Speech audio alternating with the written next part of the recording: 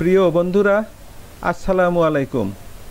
আশা করি আল্লাহর অশেষ মেহেরবানিতে সকলেই ভালো আছেন। বন্ধুরা, আমরা যখন এমএস এক্সেলে কোনো টেবিল নিয়ে কাজ করে থাকি, তখন আমাদের প্রয়োজন অনুসারে সেই টেবিলের যে কোনো সেলের ডাটা বা টেক্সটের মধ্য থেকে তার কিছু অংশ পৃথক করে নেয়ার জন্য লেফট, রাইট এবং মিড ফাংশন ব্যবহার করা হয়। আর এই পদ্ধতিতে অতি সহজেই সেলগুলোর ডাটা বা টেক্সটের মধ্য থেকে আমাদের চাহিদা অনুযায়ী নির্দিষ্ট সংখ্যক টেক্সট বা সংখ্যা পৃথক করে নিতে পারি। ফাংশনগুলো সম্পর্কে পরিষ্কার ধারণা এবং ব্যবহার পদ্ধতি স্মরণ রাখার সুবিধার্থে মিড ফাংশনটি নিয়ে এর পরের ভিডিওতে বিস্তারিত আলোচনা করা হবে। উক্ত ভিডিওটি অবশ্যই দেখে নেবেন। আর আজকের এই ভিডিওতে দেখতে পাবেন এমএস এক্সেল প্রোগ্রাম ব্যবহার করে খুবই প্রয়োজনীয় এবং খুবই জনপ্রিয় লেফট এবং রাইট ফাংশনের ব্যবহার পদ্ধতি।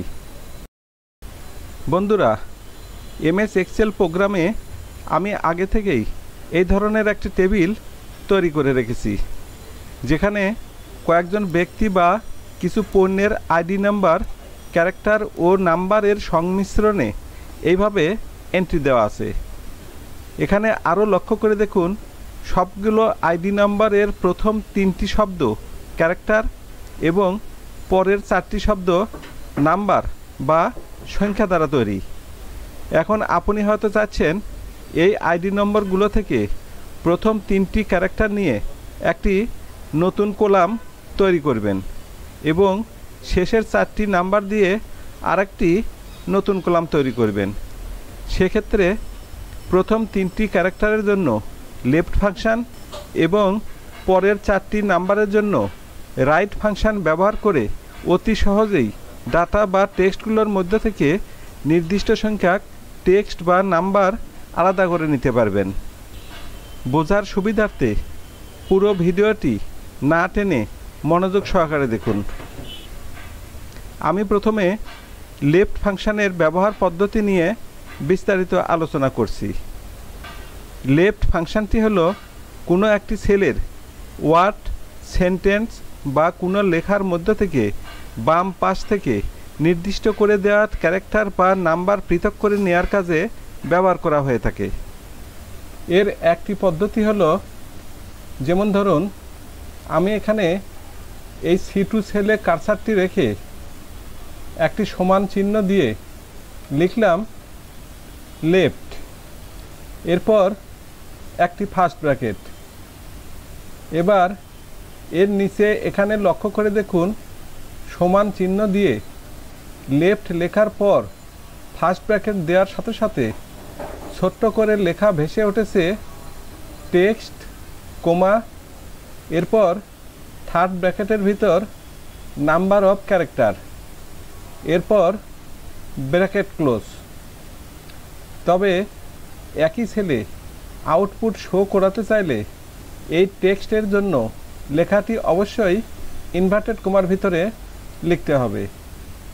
আর যে টেক্সট ইনভার্টেড কোমার ভিতরে লেখা হবে সে টেক্সটের মধ্য থেকে বাম পাশের কয়েকটি ক্যারেক্টার বা ডিজিট এই সেলের ভিতরে এখানে শো করাতে চাচ্ছেন, সেটা এই কোমার পর নাম্বার অফ ক্যারেক্টারের জন্য সেই সংখ্যা উল্লেখ করে দিতে হবে।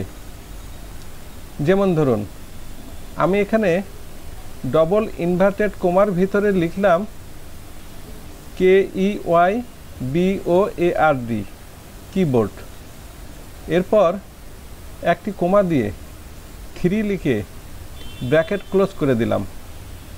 এখানে এই কমান্ডটির অর্থ হলো এই ইনভার্টেড কোমার ভিতরে লেখা 8টি ক্যারেক্টারের কিবোর্ড থেকে বাম পাশের এই KEY 3টি ক্যারেক্টার এখানে এই সেলের ভিতরেই আমি শো করাতে চাচ্ছি। কমান্ড বা ফাংশনটি লেখা সম্পন্ন হলে কিবোর্ড থেকে এন্টার কি প্রেস করুন।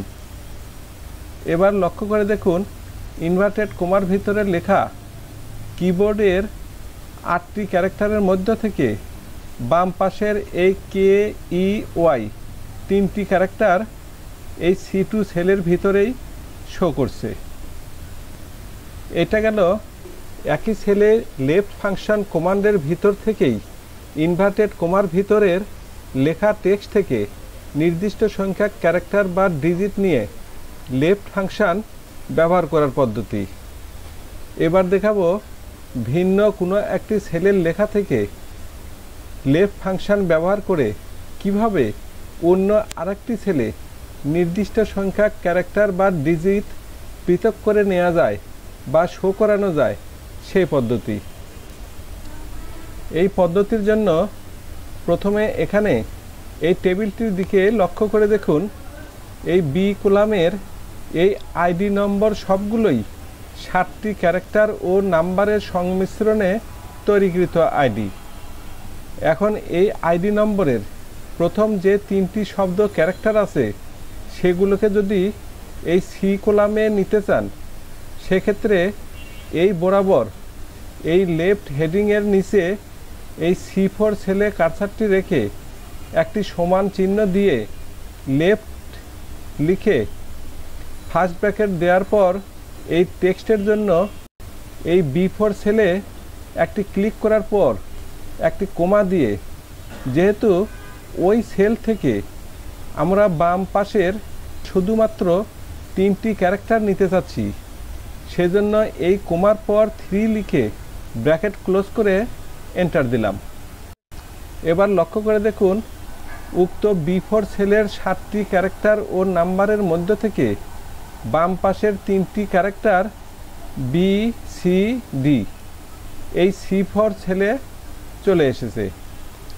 এবার এই কমান্ডটি বা ফাংশনটি কপি করে নিচের সেলগুলোতে দিয়ে দিন এবং লক্ষ্য করে দেখুন সবগুলো সেলেই বি কলামের আইডি নম্বরের প্রথম 3টি ক্যারেক্টার, অর্থাৎ প্রত্যেকটি আইডি নম্বরের বাম পাশ থেকে 3টি করে ক্যারেক্টার এই সি কলামের এই লেফট হেডিংয়ের নিচের সেলগুলোতে চলে এসেছে।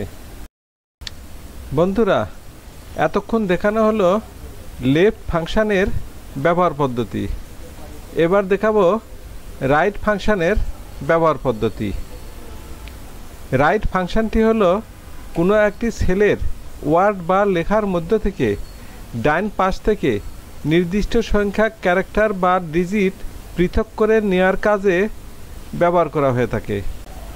এর একটি পদ্ধতি হলো, যেমন ধরুন আমি এখানে এই D2 সেলে কার্সারটি রেখে একটি সমান চিহ্ন দিয়ে লিখলাম রাইট, এরপর একটি ফার্স্ট ব্র্যাকেট। এবার এর নিচে এখানে লক্ষ্য করে দেখুন সমান চিহ্ন দিয়ে রাইট লেখার পর ফার্স্ট ব্র্যাকেট দেওয়ার সাথে সাথে ছোট্ট করে লেখা ভেসে উঠেছে টেক্সট কোমা, এরপর থার্ড ব্র্যাকেটের ভিতরে নাম্বার অফ ক্যারেক্টার, এরপর ব্র্যাকেট ক্লোজ।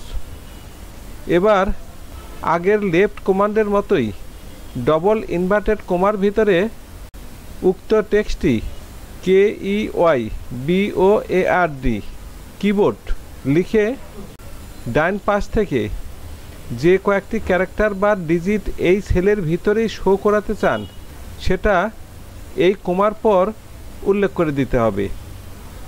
আমি এখানে 5 লিখে ব্র্যাকেট ক্লোজ করে দিলাম। এখানে এই কমান্ডটির অর্থ হলো এই ডবল ইনভার্টেড কোমার ভিতরে লেখা 8 ক্যারেক্টারের কিবোর্ড থেকে ডান পাশের এই BOARD 5টি ক্যারেক্টার এখানে এই সেলের ভিতরেই শো করাতে চেয়েছি। কমান্ডটি লেখা সঠিক হলে কিবোর্ড থেকে এন্টার কি প্রেস করুন। এবার লক্ষ্য করে দেখুন ডবল ইনভার্টেড কোমার ভিতরের লেখা কিবোর্ড এর 8টি ক্যারেক্টারের মধ্য থেকে ডান পাশের এই BOARD বোর্ড 5টি ক্যারেক্টার এই D2 সেলের ভিতরেই শো করছে। এটা গেল একই সেলে রাইট ফাংশন কমান্ডের ভিতর থেকেই ডবল ইনভার্টেড কোমার ভিতরে লিখে দেওয়া টেক্সট থেকে নির্দিষ্ট সংখ্যা ক্যারেক্টার বা ডিজিট নিয়ে রাইট ফাংশন ব্যবহার করার পদ্ধতি।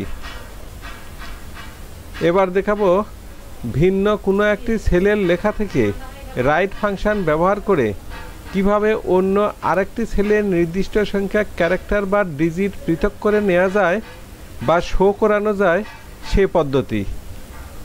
এই পদ্ধতির জন্য প্রথমে এখানে এই টেবিলটির দিকে লক্ষ্য করে দেখুন, এই বি কলামের এই আইডি নম্বর সবগুলোই 7টি ক্যারেক্টার ও নাম্বারের সংমিশ্রণে তৈরিকৃত আইডি। এখন এই আইডি নম্বরের প্রথম 3টি ক্যারেক্টার এবং ডান পাশের 4টি নাম্বার। এখন যদি এই ডি কলামে উক্ত আইডি থেকে শুধু ডান পাশের 4টি সংখ্যা নিতে চান, সেক্ষেত্রে এই বরাবর এই রাইট হেডিংয়ের নিচে এই D4 সেলে কার্সারটি রেখে একটি সমান চিহ্ন দিয়ে রাইট লিখে ফার্স্ট ব্র্যাকেট দেওয়ার পর এই টেক্সটের জন্য এই B4 সেলে একটি ক্লিক করার পর একটি কোমা দিয়ে, যেহেতু ওই সেল থেকে আমরা আইডি নম্বরের ডান পাশের 4টি সংখ্যা নিতে যাচ্ছি, সেই জন্য এই কোমার পর 4 লিখে ব্র্যাকেট ক্লোজ করে এন্টার দিলাম। এবার লক্ষ্য করে দেখুন, উক্ত B4 সেল থেকে 7টি ক্যারেক্টার ও নাম্বারের মধ্যে থেকে ডান পাশের শুধুমাত্র 4টি সংখ্যা বা ডিজিট এই D4 সেলে চলে এসেছে। এবার এই কমান্ডটি বা ফাংশনটি কপি করে নিচের সেলগুলোতে দিয়ে দিন এবং লক্ষ্য করে দেখুন সবগুলো সেলেই বি কলাম থেকে প্রত্যেকটি আইডি নাম্বারের ডান পাশের অর্থাৎ শেষের 4টি করে সংখ্যা এই ডি কলামের এই রাইট হেডিংয়ের নিচের সেলগুলোতে চলে এসেছে।